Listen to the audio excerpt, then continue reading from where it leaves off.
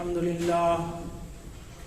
لله نحمده ونستعينه ونستغفره وبه ونتوكل عليه ونعوذ بالله من شرور أنفسنا ومن سيئات أعمالنا من يهده الله فلا مضل له ومن يضلله فلا هادي له وأشهد أن لا إله إلا الله وأشهد أن محمدا عبده ورسوله أما بعد فإن خير الحديث كتاب الله وخير الهدي هدي محمد صلى الله عليه وسلم وشر الأمور محدثاتها وكل محدثة بدعة وكل بدعة ضلالة وكل ضلالة في النار أما بعد أعوذ بالله من الشيطان الرجيم بسم الله الرحمن الرحيم يا أيها الذين آمنوا اتقوا الله حق تقاته ولا تموتن إلا وأنتم مسلمون يا أيها الناس اتقوا ربكم الذي خلقكم من نفس واحدة وخلق منها زوجها وبث منهما رجالا كثيرا ونساء واتقوا الله الذي تساءلون به والأرحام إن الله كان عليكم رقيبا يا أيها الذين آمنوا اتقوا الله وقولوا قولا سديدا يصلح لكم أعمالكم ويغفر لكم ذنوبكم ومن يطع الله ورسوله فقد فاز فوزا عظيما. معزز سامعین کرام، اسلامی بھائیوں اور بزرگوں اور عزیز بچوں، اسلام دین فطرت ہے جو رہبانیت اور ترک دنیا کی دعوت نہیں دیتا، بلکہ وہ زندگی کی بنیادی ضرورتوں کو پوری کرنے کے لیے کسب معاش، کمائی کرنے اور تجارت کی طرف ترغیب دلاتا ہے. اسی لیے اللہ سبحانہ و تعالی نے خرید و فروخت کو حلال کیا ہے. فرمایا حل اللہ البیع وحرم الربا، کہ اللہ سبحانہ و تعالی نے خرید و فروخت کو حلال قرار دیا ہے اور سود کو حرام قرار دیا ہے. اسی طریقے سے اللہ رب العالمین نے سورہ جمعہ کے اندر ارشاد فرمایا فَإِذَا قُضِيَتِ الصَّلَاةُ فَانتَشِرُوا فِي الْأَرْضِ وَابْتَغُوا مِنْ فَضْلِ اللَّهِ، کہ جب نماز پوری ہو جائے تو تم اللہ کی وسیع سرزمین میں پھیل جاؤ اور اللہ رب العالمین کے رزق کو تلاش کرو. اللہ رب العالمین نے زندگی گزارنے کے لیے جو اشیاء فراہم کی ہیں، محنت کرو، مزدوری کرو، تجارت کرو، خرید و فروخت کرو اور زندگی کی بنیادی ضرورتوں کو پوری کرنے کے لیے تم ہاتھ پیر مارو. فَانْتَشِرُوا فِي الْأَرْضِ وَابْتَغُوا مِنْ فَضْلِ اللَّهِ، تو تم روئے زمین کے اندر پھیل جاؤ اور اللہ رب العالمین کے رزق کو اس کے فضل کو تلاش کرو. اسی طریقے سے موسم حج کے اندر اللہ رب العالمین نے یہ جائز قرار دیا ہے کہ حاجی حج کے اگر ارکان اور اس کے فرائض، مستحبات وغیرہ کو پوری کرتے ہوئے اگر اس کو موقع ملے تجارت کرنے کا، کچھ مال کچھ پیسہ کمانے کا، تو اس کے لیے ممانعت نہیں ہے. اللہ رب العالمین نے فرمایا لیس علیکم جناح ان تبتغوا فضلا من ربکم، کہ موسم حج کے اندر تمہارے لیے کوئی حرج اور کوئی گناہ کی بات نہیں ہے کہ تم اللہ رب العالمین کے فضل کو، اس کی روزی کو تلاش کرو. یہی وجہ ہے کہ صحابہ کرام بھی اس میدان کے اندر بھاگ دوڑ کرتے تھے، محنت مزدوری کرتے تھے، تجارت کرتے تھے. حضرت ابوبکر صدیق رضی اللہ تعالیٰ عنہ کے بارے میں آتا ہے کہ آپ کپڑے کی تجارت کیا کرتے تھے، اور جب خلیفہ بنائے گئے تو اس موقع پر کہا گیا وَإِنَّ قَوْمِي وَعَلَمْ وَلَقَدْ عَلِمَ قَوْمِي أَنَّ حِرْفَتِي لَمْ تَكُنْ تَعْجِزُ عَنْ مَعُونَةِ أَهْلِي، میری قوم والوں کو معلوم ہے کہ میرا پیشہ میرے گھر والوں کی کفالت سے عاجز اور قاصر نہیں ہے. اسی طریقے سے عمر بن خطاب رضی اللہ تعالی عنہ نے دین کے بہت سارے مسائل سے جو وہ انہیں جانکاری نہیں ملی یا اس سے وہ لا علم ہو گئے، تو اس کے لیے انہوں نے جو عذر بیان کیا وہ یہ ہے، اخفا علی من امر رسول اللہ صلی اللہ علیہ وسلم الحانی صفق بالاسواق۔ عمر بن خطاب رضی اللہ تعالیٰ عنہ کہتے ہیں کہ رسول پاک صلی اللہ علیہ وسلم کی بہت ساری حدیثیں جن کا علم مجھے نہیں ہو سکا، آپ کی بہت ساری سنتیں جن سے میں غافل ہو گیا، وجہ یہ تھی کہ بازاروں کے اندر کاروبار کی مشغولیت نے مجھے اس سے غافل کر دیا۔ میں بازاروں کے اندر میں مشغول ہوتا تھا کاروبار میں، تو بہت ساری حدیثیں چھوٹ جایا کرتی تھیں، آپ کی سنتوں پر جانکاری مجھے نہیں ہو پایا کرتی تھی۔ عبد الرحمن بن عوف رضی اللہ تعالیٰ عنہ مشہور تاجر تھے، مکہ کے اندر آپ تجارت کیا کرتے تھے، لیکن جب ہجرت کر کے آپ مدینہ آئے تو نبی کریم صلی اللہ علیہ وسلم نے وہاں پر جو انصار تھے، مہاجرین کے درمیان مواخات یعنی بھائی چارہ کروایا، ایک کو دوسرے کا بھائی بنا دیا۔ تو عبد الرحمن بن عوف اور سعد بن ربی انصاری رضی اللہ تعالیٰ عنہ کو بھائی بنایا۔ اس مواخات کے بعد سعد بن ربی رضی اللہ تعالیٰ عنہ نے عبد الرحمن بن عوف رضی اللہ تعالیٰ عنہ کے سامنے پیشکش کی کہ اے میرے بھائی، یہ میرا پورا مال ہے، آدھا تم لے لو اور آدھا میں لیتا ہوں۔ عبد الرحمن بن عوف رضی اللہ تعالیٰ عنہ نے کہا بارک اللہ لک فی اہلک و مالک دلونی علی السوق، کہ اللہ تبارک و تعالیٰ تمہارے اہل و عیال اور تمہارے مال میں تمہیں برکت عطا فرمائے، بس تم مجھے بازار کا راستہ دکھا دو۔ عبد الرحمن بن عوف رضی اللہ تعالیٰ عنہ تجارت میں لگ گئے اور کچھ دنوں کے اندر مدینہ کے مالدار ترین لوگوں میں آپ کا شمار ہونے لگا۔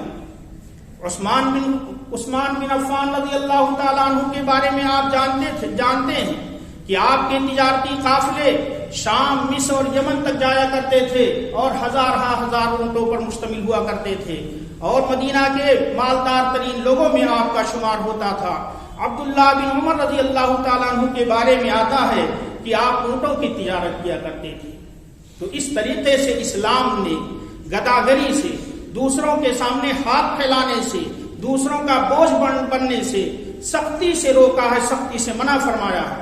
حدیث میں آتا ہے کہ وہ آدمی جو مال جمع کرنے کے لیے، اپنے مال کو بڑھانے کے لیے حقیقی مستحق نہیں ہے مانگنے کا، اور لوگوں کے سامنے دست سوال دراز کرتا ہے، تو قیامت کے دن آئے گا کہ اس کے چہرے پر گوشت کی گوٹی بھی نہ ہوگی جو اس کی پہچان، اس کی علامت بن جائے گا۔ تو اس طریقے سے اسلام نے تمام چیزوں سے روکا ہے، اور کسب معاش اور دوڑ دھوپ روزی روٹی کمانے کی ترغیب دی ہے۔ سنن ابن ماجہ کی حدیث میں آتا ہے ان اطیب ما اکل الرجل من کسبہ، کہ آدمی کا سب سے بہترین کھانا وہ ہے جو اس کی اپنے ہاتھوں کی کمائی کا ہو، اپنے ہاتھ سے کمایا۔ تو اسلام نے جہاں تجارت کرنے، خرید و فروخت کرنے کی طرف رغبت دلائی ہے، وہیں اس کے کچھ اصول اور ضوابط بھی بتائے ہیں۔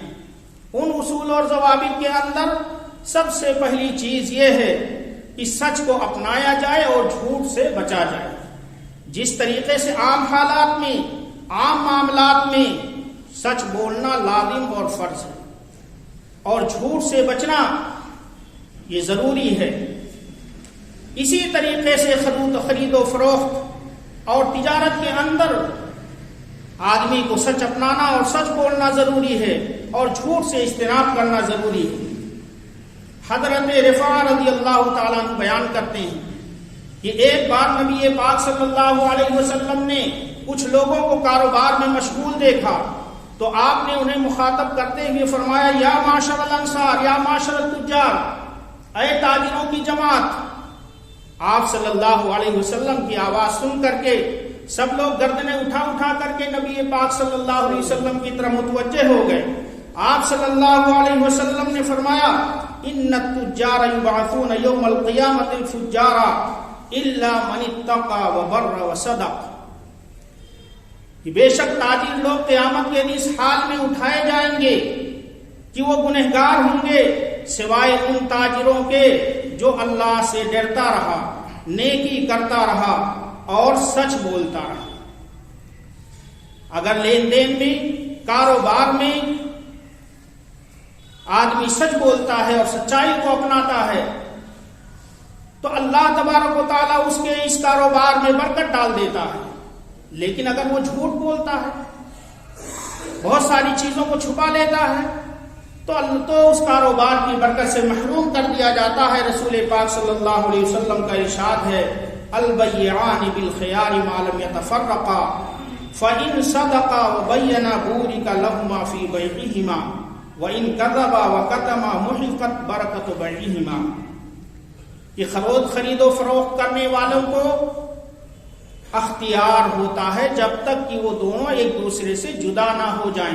چاہے تو وہ اس سودے کو جاری کریں اور چاہے تو اس کو منسوخ کر دیں. اگر وہ دونوں سچ بولتے ہیں اور ساری چیزیں کھول کھول کر کے بیان کر دیتے ہیں تو ان دونوں کو ان کے اس معاملے میں، ان کے اس سودا میں برکت عطا کی جاتی ہے، برکت ڈال دی جاتی ہے.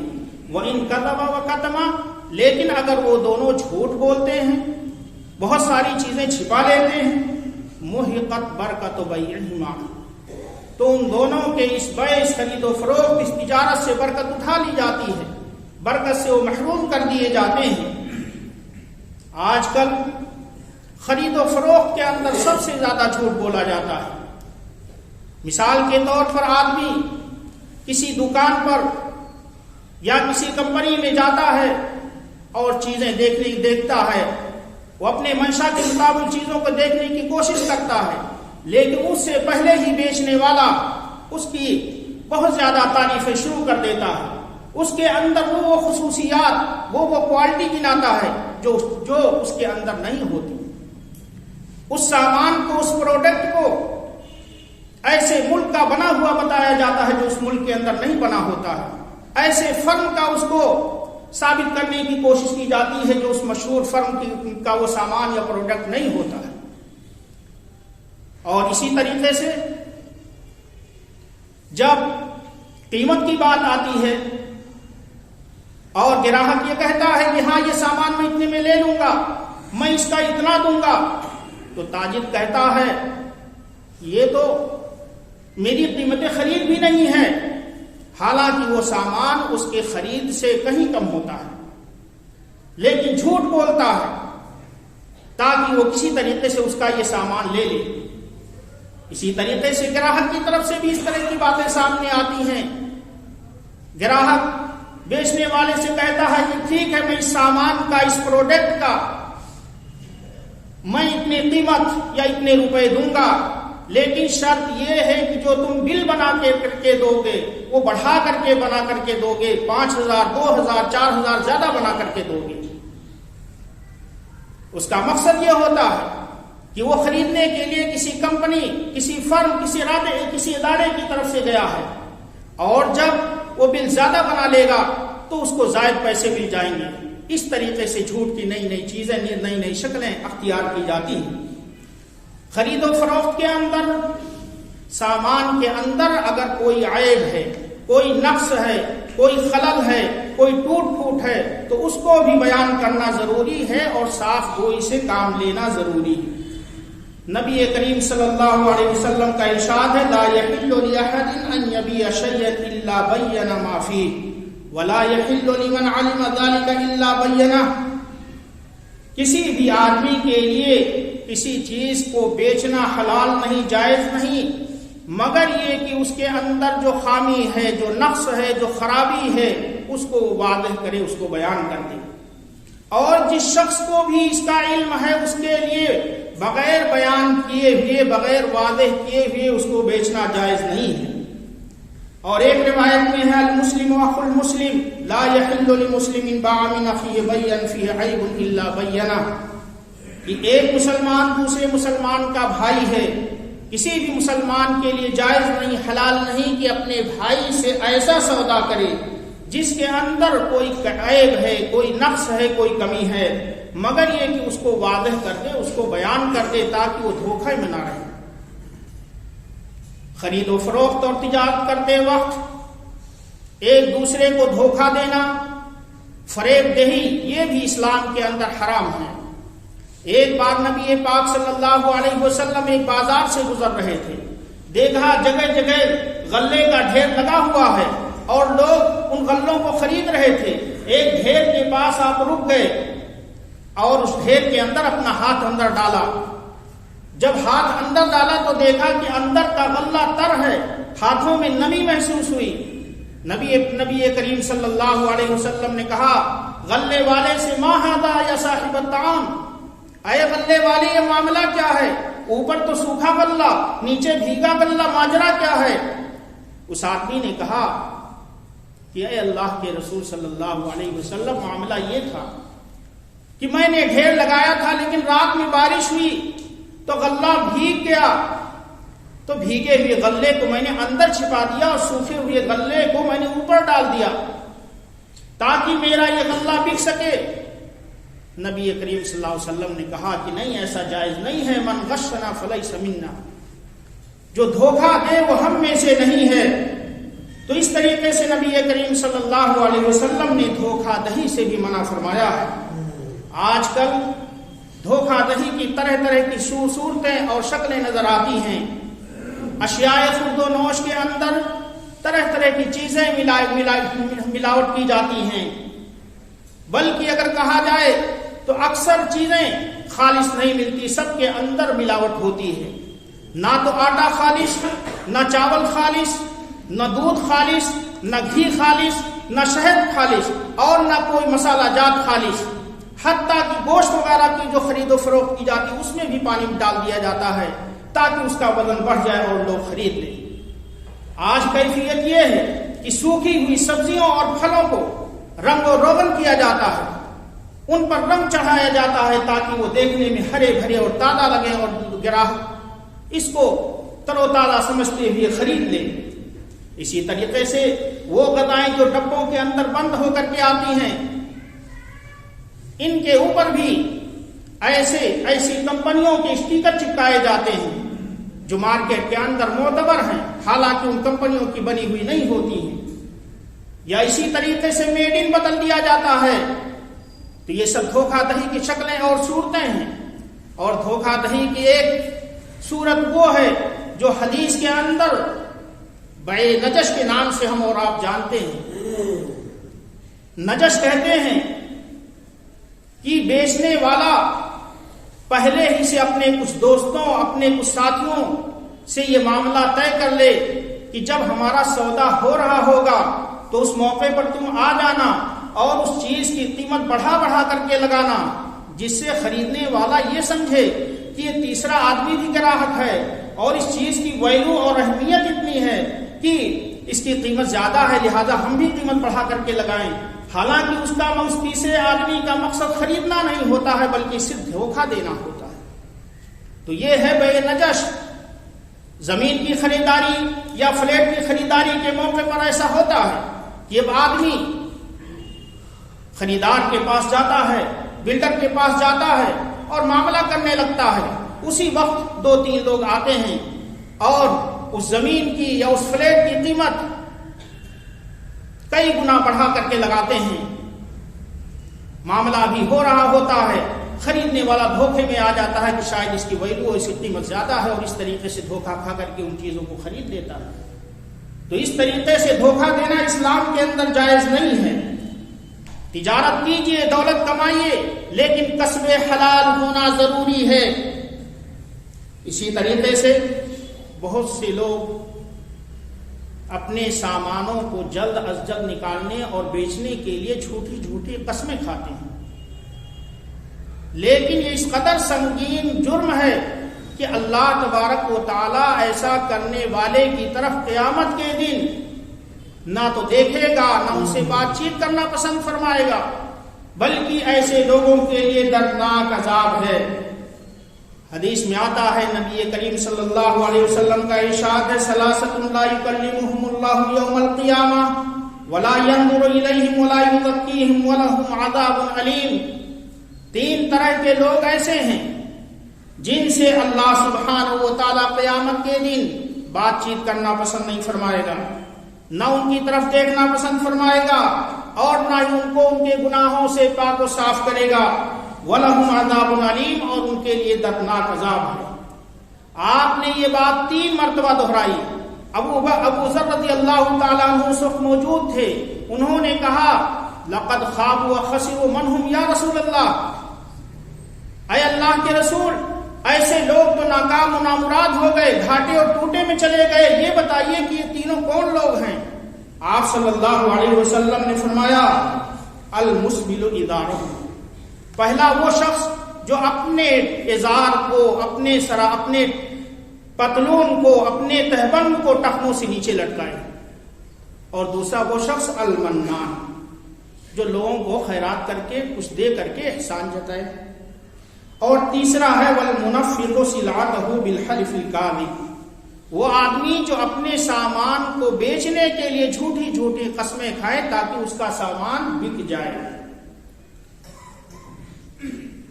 ایک دوسری روایت میں نبی کریم صلی اللہ علیہ وسلم کا ارشاد ہے من حلف علی یمین فاجرا لیقتدی بها مال امرئ مسلم لقی اللہ وهو علیہ غضبان، کہ وہ آدمی جو جھوٹی قسمیں اس لیے کھاتا ہے تاکہ اس کے ذریعے کسی مسلمان آدمی کا مال ہڑپ کر لے، اس پر اعتماد کر کے یقین کر کے وہ مال خرید لے یا وہ مال بیچ دے، تو اللہ تعالیٰ سے ملے گا اس حال میں کہ اللہ تبارک و تعالیٰ اس سے ناراض ہوگا، اس پر غضبناک ہوگا. قسم کھانے سے سامان تو بک جاتا ہے، لیکن اس سودے کے اندر برکت اٹھا لی جاتی ہے. ارشاد الحلف منفقۃ للسلعۃ وممحقۃ للبرکہ، کہ جھوٹی قسمیں سامان کو تو جلد بیچنے کا سبب بن جاتی ہیں، لیکن اس سودے سے برکت اٹھا لی جاتی ہے، برکت سے محروم کر دیا جاتا ہے. بیع و شرع اور تجارت کے اندر ایک اہم چیز ہے کہ جو چیز خریدی یا بیچی جا رہی ہے اس کو آپ پورا اور صحیح طور پر دیں، ناپ یا تول میں کوئی کمی بیشی نہ کریں. اللہ تبارک و تعالیٰ کا حکم ہے وَأَوْفُوا الْكَيْلَ إِذَا كِلْتُمْ وَزِنُوا بِالْقِسْطَاسِ الْمُسْتَقِيمِ ذَلِكَ خَيْرٌ وَأَحْسَنُ تَأْوِيلًا، کہ اے لوگو تم پورا ناپ کر کے دو جب تم ناپو، اور تم سیدھی ڈنڈی سے وزن کر کے لوگوں کو دو جب دونوں پلڑے بالکل برابر ہو جائیں، کانٹا بالکل سیدھائی میں ہو جائے، تب تم چیزوں کو دو. ذالک خیر واحسن تاویلا، یہ طریقہ بہت اچھا اور بہتر ہے اور انجام کے لحاظ سے بھی بہت زیادہ عمدہ اور بہتر ہے. اسی طریقے سے شعیب علیہ السلام نے اپنی قوم والوں سے کہا تھا وَيَا قَوْمِ أَوْفُوا الْمِكْيَالَ وَالْمِيزَانَ بِالْقِسْطِ وَلَا تَبْخَسُوا النَّاسَ أَشْيَاءَهُمْ وَلَا تَعْثَوْا فِي الْأَرْضِ مُفْسِدِينَ. شعیب علیہ السلام نے کہا کہ اے میری قوم کے لوگوں، تم ناپ اور تول کو انصاف کے ساتھ پورا ادا کرو، لوگوں کی چیزیں کم کر کے نہ دو. وَلَا تَعْثَوْا فِي الْأَرْضِ مُفْسِدِينَ، اور زمین میں تم فساد مچانے والے مت بنو. اس آیت کریمہ سے معلوم ہوتا ہے کہ ناپ اور تول کے اندر کمی کرنا اور لوگوں کی چیزیں پورا نہ دینا یہ فساد فی الارض کے قبیل سے ہے، جو حرام ہے، جو تباہی و بربادی کا باعث ہے. اس ایسے لوگوں کے بارے میں اللہ تبارک و تعالیٰ نے ارشاد فرمایا وَيْلٌ لِّلْمُطَفِّفِينَ الَّذِينَ إِذَا اكْتَالُوا عَلَى النَّاسِ يَسْتَوْفُونَ وَإِذَا كَالُوهُمْ أَوْ وَزَنُوهُمْ يُخْسِرُونَ، کہ ناپ اور تول میں کمی کرنے والوں کے لیے ویل ہے، تباہی ہے، بربادی ہے. یہ وہ لوگ ہیں کہ جب لوگوں سے ناپ کر کے کوئی چیز لیتے ہیں یستوفون، تو پورا لیتے ہیں، اس میں ذرا برابر بھی کمی نہیں ہونے دیتے.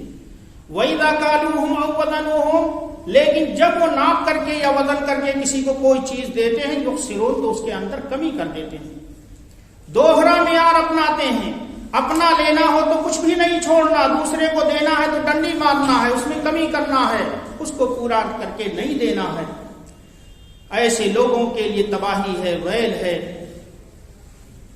اسی طریقے سے خرید و فروخت اور تجارت کے اصول اور ضوابط میں سے یہ ہے کہ آدمی دوران تجارت، دنیا طلبی میں مشغولیت کے دوران اللہ کے ذکر سے، اس کے فرائض سے اور اس کے احکام سے وہ غافل نہ ہو، اللہ تبارک و تعالیٰ کا ارشاد ہے رجال لا تلہیہم تجارت ولا بیع عن ذکر اللہ واقام الصلاۃ وایتاء الزکاۃ یخافون یوما تتقلب فیہ القلوب والابصار. وہ مسجدیں جن کو بلند کرنے اور اللہ تبارک و تعالیٰ کے ذکر اور اذکار کے لیے جن کو بنانے کا حکم دیا گیا ہے، اس میں ایسے لوگ ہیں جو اللہ سبحانہ و تعالیٰ کی صبح و شام تسبیح بیان کرتے ہیں. ایسے لوگ ہیں جن کو ان کی تجارت، خرید و فروخت اللہ رب العالمین کے ذکر سے غافل نہیں کرتی، نہ نماز قائم کرنے سے اور زکوٰۃ کی ادائیگی سے یہ دنیا طلبی انہیں غافل کرتی ہے. وہ ایسے دن سے ڈرتے رہتے ہیں جس دن کے اندر یہ دل اور یہ نگاہیں پتھرا جائیں گی، نگاہ اور قلوب الٹ جائیں گے. لیجزیہم اللہ احسن ما عملوا، تاکہ اللہ تبارک و تعالیٰ ان کے کیے کا اچھا اور عمدہ بدلہ دے. ویزیدہم من فضلہ، اور اپنے فضل و کرم سے انہیں مزید نوازے. واللہ یرزق من یشاء بغیر حساب، اور اللہ تبارک و تعالیٰ جسے چاہتا ہے بلا حساب و کتاب روزی عطا فرماتا ہے. وقت ہو گیا، اس لیے انہی باتوں پر اکتفا کرتے ہوئے اللہ رب العالمین سے دعا ہے کہ اے اللہ تو خرید و فروخت کے اندر ہمیں کسب حلال کی توفیق عطا فرما، اور جو اصول، جو احکام اور جو اوامر تو نے دیے ہیں انہیں ہمیں اپنانے کی توفیق عطا فرما. اور جب تک ہم اس دنیا میں رہیں ایمان و اسلام کی حالت میں رہیں، اور جب ہمارا خاتمہ ہو تو لا الہ الا اللہ پر ہو. بارک اللہ لنا ولکم فی الآیات والذکر الحکیم، انہ تعالی جواد کریم ملک مبروک.